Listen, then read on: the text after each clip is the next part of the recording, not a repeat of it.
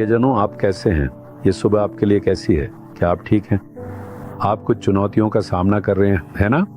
आप में से कई लोग अपने आर्थिक मामलों में चुनौतियों का सामना कर रहे हैं।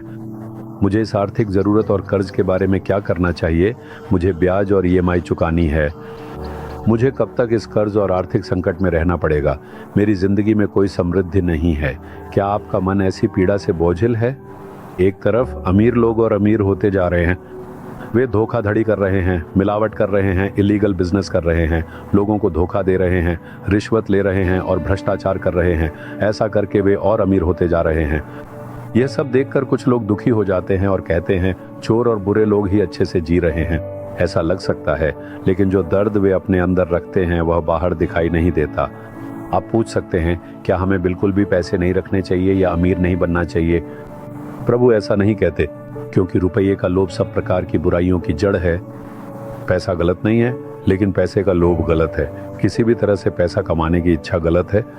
इसीलिए प्रभु कहते हैं, अपने मन को अमीर बनने की ओर मत लगाओ, अमीर बनने की इच्छा मत रखो।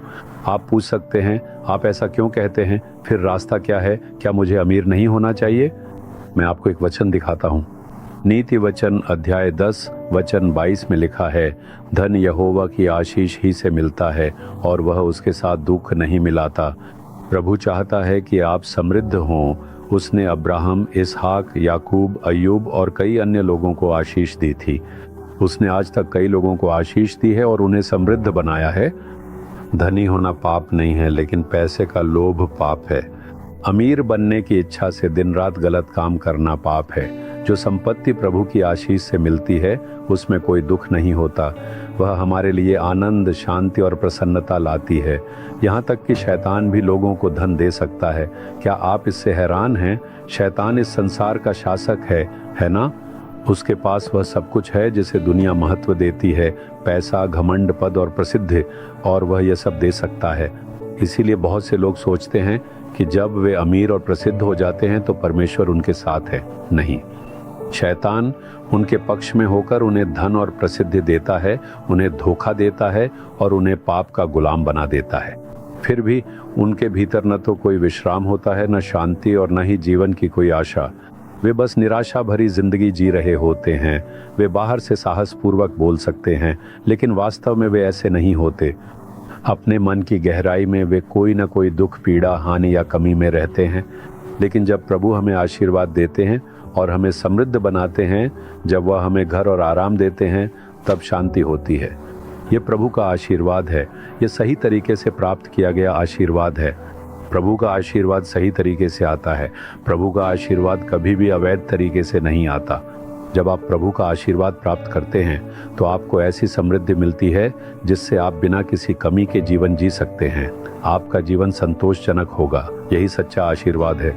क्या आप धन चाहते हैं या प्रभु का आशीर्वाद? क्या आप समृद्धि चाहते हैं या प्रभु का आशीर्वाद? प्रभु से प्रार्थना करें कि वह आपको अपना आशीर्वाद दे। जब वह आपको आशीर्वाद देंगे तो आपकी आमदनी में आशीर्वाद होगा, आपके व्यवसाय में आशीर्वाद होगा, आपके हाथों के काम में आशीर्वाद होगा और आपको अपनी नौकरी में पदोन्नति मिलेगी। वह आशीर्वाद आनंद, शांति और विश्राम से भरा होगा। आपको यह संतुष्टि होगी कि प्रभु आपके साथ है और आपको आशीर्वाद दे रहे हैं। लेकिन अमीर बनने की चाह में आप शॉर्टकट अपनाते हैं, दिन रात मेहनत करते हैं और बाइबल पढ़ना, प्रार्थना करना और प्रभु को खोजना नज़रअंदाज कर देते हैं। आप अपनी ताकत, मेहनत, दोस्तों और कई अन्य चीज़ों पर निर्भर रहते हैं। एक दिन ये सब आपको दुनिया के सामने शर्मिंदा कर देगा। भारत में जिन्होंने हजारों करोड़ टैक्स का पैसा हड़प लिया, अमीर बन गए और फिर बदनामी के साथ विदेश भाग गए, उनका जीवन इतना शर्मनाक है कि आम लोग भी उन्हें चोर कहते हैं। वे बाहर से अच्छे दिख सकते हैं, लेकिन असलियत इससे अलग होती है। जो लोग ईमानदार हैं और प्रभु के आशीर्वाद के साथ जीवन जीते हैं, उनके पास आनंद, शांति और विश्राम होगा। वे दूसरों के लिए भी आशीर्वाद बनेंगे। इसीलिए प्रभु उन संपत्तियों के बारे में बात करते हैं जो प्रभु के आशीर्वाद से आती हैं। उनसे प्रार्थना करें, प्रभु मेरे काम, आय और व्यवसाय में मुझे आशीर्वाद दें। आपका आशीर्वाद मेरे लिए पर्याप्त है, ऐसे कहें। वह आशीर्वाद पूर्ण होगा। ठीक है? प्रभु नहीं चाहते कि आप आर्थिक संकट, गरीबी या कर्ज में रहें। वह आपको इससे छुड़ाना चाहते हैं और आपको एक संपूर्ण जीवन देना चाहते हैं, कर्ज और गरीबी से मुक्त, जिसमें आपकी हर रोज की ज़रूरतें पूरी हों। क्या आप इसके लिए प्रार्थना करेंगे? प्रभु, मैं विश्वास करता हूँ कि आपके आशीर्वाद से मैं समृद्ध हो जाऊंगा। मैं धन कमाने और अमीर बनने की इच्छा नहीं रखता, लेकिन मुझे आपका आशीर्वाद चाहिए। कृपया मुझे आशीर्वाद दें, मेरे परिवार को आशीर्वाद दें, मुझे शांति के साथ पूर्ण आशीर्वाद दें। यीशु के नाम में आमीन आमीन। Jesus redeem Hindi YouTube channel को सब्सक्राइब करें। सब्सक्राइब बटन पर क्लिक करें और बेल आइकन को भी क्लिक करके हर दिन की नई कार्यक्रमों की जानकारी प्राप्त करें।